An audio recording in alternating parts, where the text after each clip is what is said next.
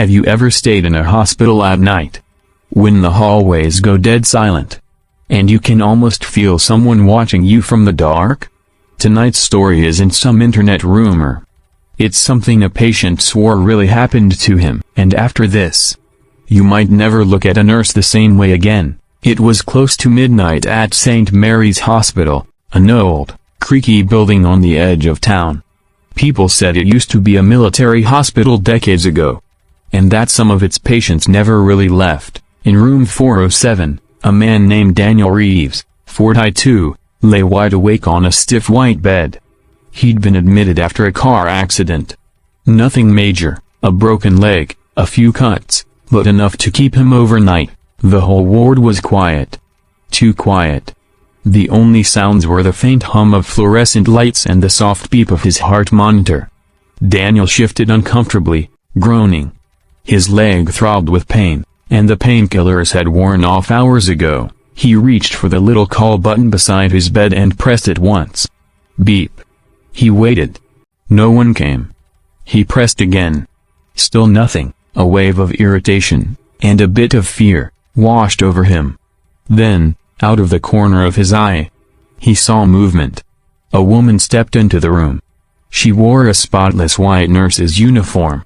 Her shoes made no sound on the floor. Her skin looked pale, almost translucent, and her lips, faintly blue, as if she'd been standing outside in the cold for hours. Daniel exhaled in relief. "Oh, thank God, nurse. My leg, it's killing me." I pressed the. She didn't answer. She just walked slowly toward his bed, eyes calm and empty, face unreadable. Without a word, she reached out and placed her hand on his forehead. Daniel froze. Her hand felt cold. Not just cool, ice cold. A shiver ran through his whole body. "It's okay," she whispered. Her voice was soft, almost soothing. But there was something wrong about it, like two voices speaking at once, one near, one far away. "You'll feel better soon." She adjusted his foredrip with slow, delicate movements. Then, without another word, she turned and headed for the door. "Wait," Daniel said, half sitting up. "Can I get some more pain medicine?" The nurse paused. Her back was still to him. Then, slowly, she turned her head, not her body, just her head. Her neck twisted unnaturally as her pale face came into view. She smiled faintly. "You already did."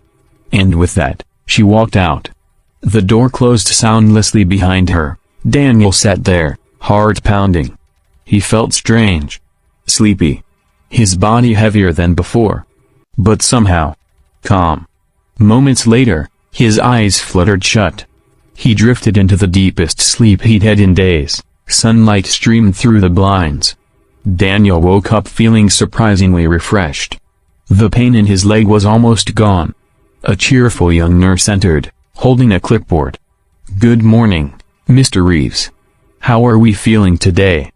Daniel smiled weakly. "Much better, actually.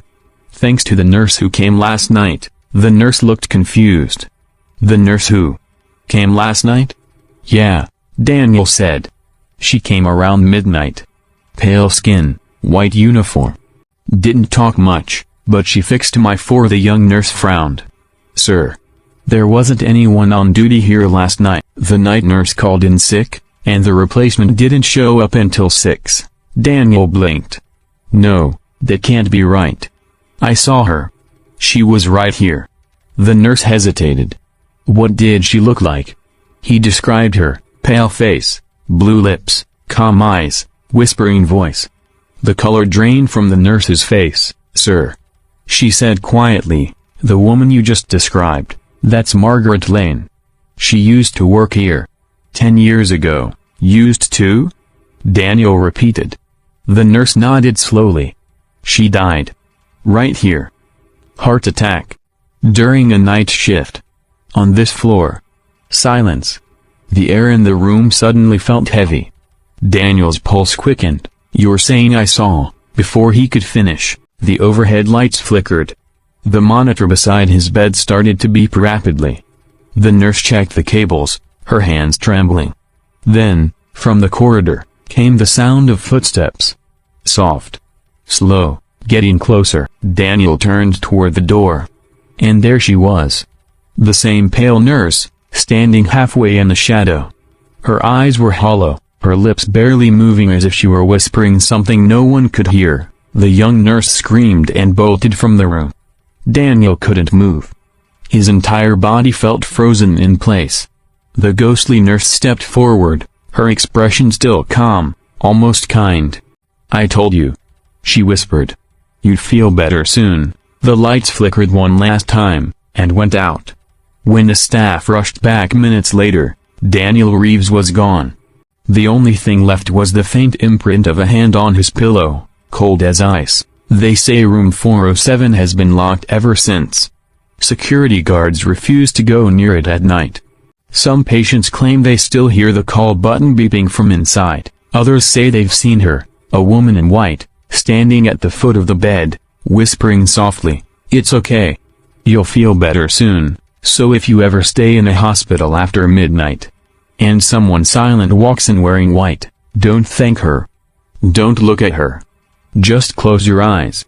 And pray she leaves. Subscribe for more real horror stories. Because the next one might be closer than you think.